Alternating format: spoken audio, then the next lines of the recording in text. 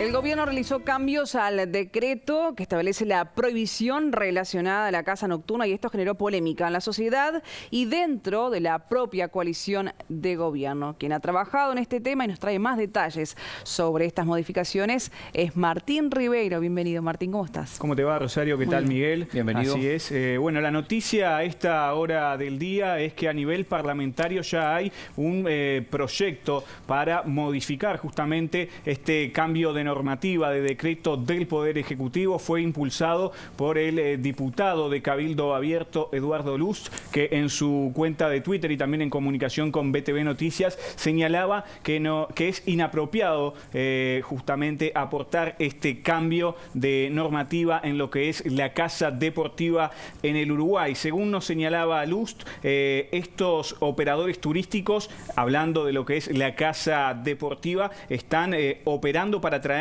extranjeros a Uruguay para esta actividad, ya que en su país de origen no pueden matar animales, incluso hablamos de aves migratorias. Entre las consecuencias que Luz señalaba, entiende como negativas que se suma al artículo de la Ley de Urgente Consideración que habilita a los titulares de predios rurales a disparar a las personas que ingresen sin autorización a esos predios rurales. También es importante señalar que a esta hora, a nivel de Poder Ejecutivo, se vuelve a analizar una eventual modificación a esta normativa como consecuencia de lo presentado a nivel legislativo y también como la consecuencia social que tuvo, porque diferentes organizaciones defensoras de los animales y también la Asociación de Cazadores del Uruguay se expresó sobre esta situación. Bueno, eso te íbamos a preguntar porque se ha escuchado mucho el rechazo a la ley. ¿Qué dicen los cazadores? En efecto, le consultamos a los cazadores sobre si esta modificación es una especie de gatillo fácil para el sector rural y todo lo que implica esta normativa. Hablamos con Juan Jiménez, quien es el vocero de la Asociación de Cazadores del Uruguay. Nos señalaba en esa línea que esta normativa lo que hace es cuidar el ecosistema y también da seguridad a las personas del medio rural. Lo vemos y escuchamos. No agrega inseguridad a la inseguridad que ya existe. Porque yo he escuchado algunos argumentos, no, pero ahora la gente va a poder circular por los caminos vecinales con armas de noche. Sí, antes del decreto también, ¿eh? Y usted para circular por un camino vecinal con armas de noche tiene sí o sí que tener sus armas en regla. Tiene que tener su permiso de compra y tenencia de armas de fuego, tiene que tener las armas de fuego con sus guías y usted no puede circular por los caminos vecinales con las armas cargadas.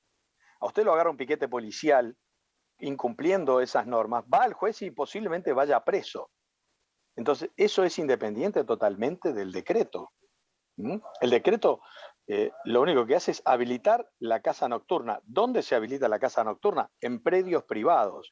Usted para entrar a un predio privado necesita permiso del dueño de ese predio.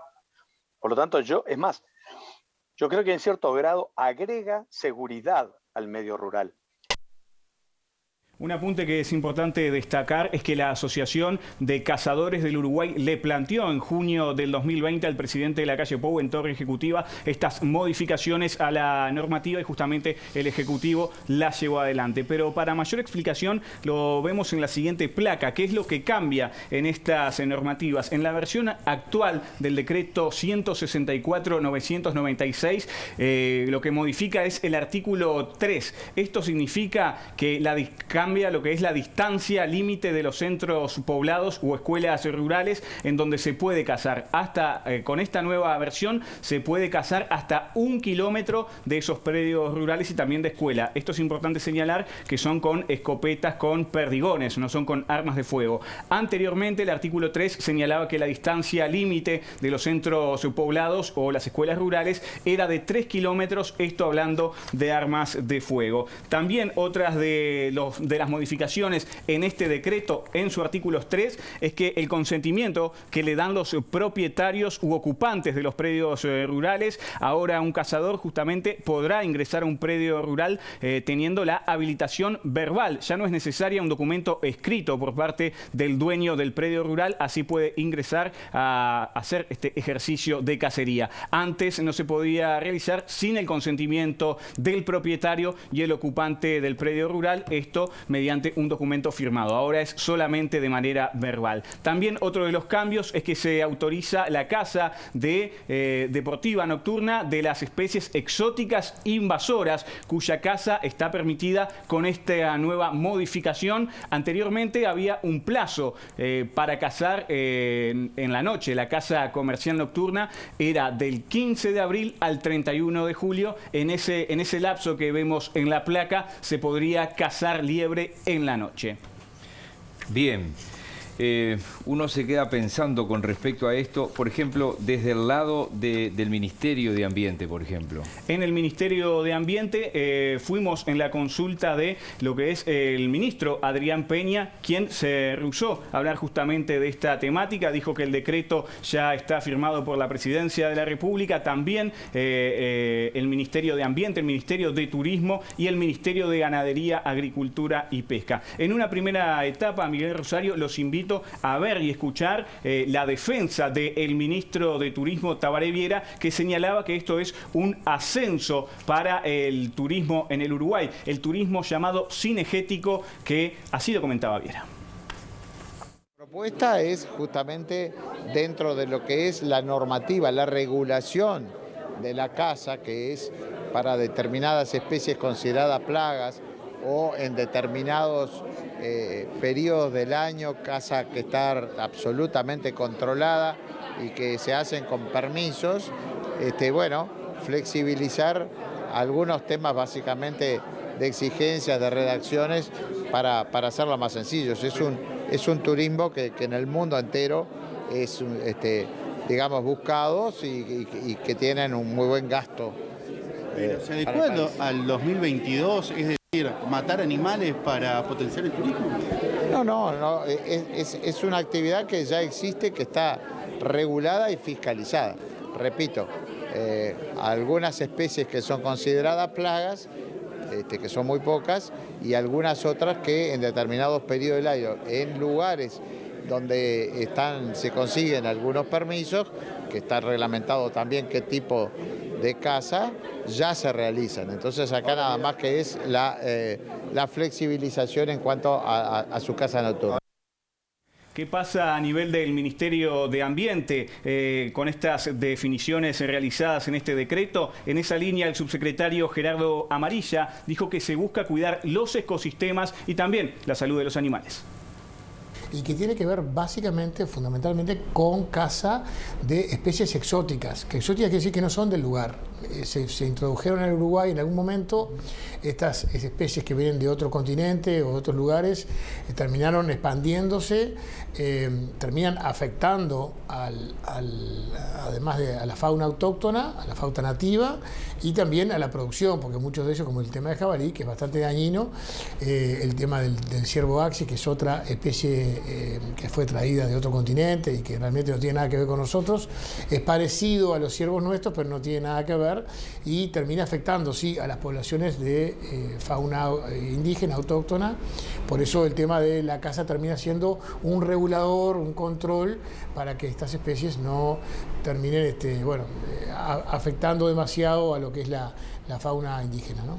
Lo que hemos hablado y hemos, digamos, coincidido con varios actores de los que trabajamos en los temas, que este decreto firmado por el Ministerio de Ambiente, el Ministerio de Turismo y el Ministerio de Ganadería, es que ante un planteo formal o ante alguna dificultad que se dé la implementación de esta norma que está vigente, por supuesto que acá todas las normas son revisables, acá no hay ninguna norma que sea eterna, inmodificable. Si hay defectos, si hay dificultades en la aplicación, si hay reclamos porque se aplica y eso termina afectando a derechos de terceros, bueno, perfectamente se puede analizar y se puede rediscutir y analizar su modificación. Y frente a estos cambios, ¿qué se dice desde el punto de vista veterinario? Es muy buena tu pregunta, Rosario. A nivel veterinario, justamente también destacaban la defensa y el cuidado animal. En esa línea le consultamos a Gastón Cosia, quien hasta el mes de febrero de este año fue el director de Bienestar Animal de Presidencia de la República y hoy también es diputado suplente del Partido Nacional. Hago esa salvedad porque Cosia destacaba la defensa de los ecosistemas, pero también a nivel parlamentario dijo que es partidario de impulsar modificaciones para que esta normativa cambie y se adapte a esta era. No nos olvidemos que la pandemia que vivimos tuvo que ver con el mal manejo de los vínculos entre los seres humanos y los animales, y es más, entre los ecosistemas de animales y los seres humanos. La fauna protegida, la fauna silvestre, es un reservorio natural de multiplicidad de pequeños organismos, virus, bacterias, capaces de causar enfermedades transmisibles a los seres humanos. Lograr aislar eso, que haya el mínimo intercambio o el mínimo bypass entre lo que sean agentes externos y ese medio natural es un gran desafío, y también controlarlo. Lo ideal sería trabajar en leyes. Estamos hablando de decretos.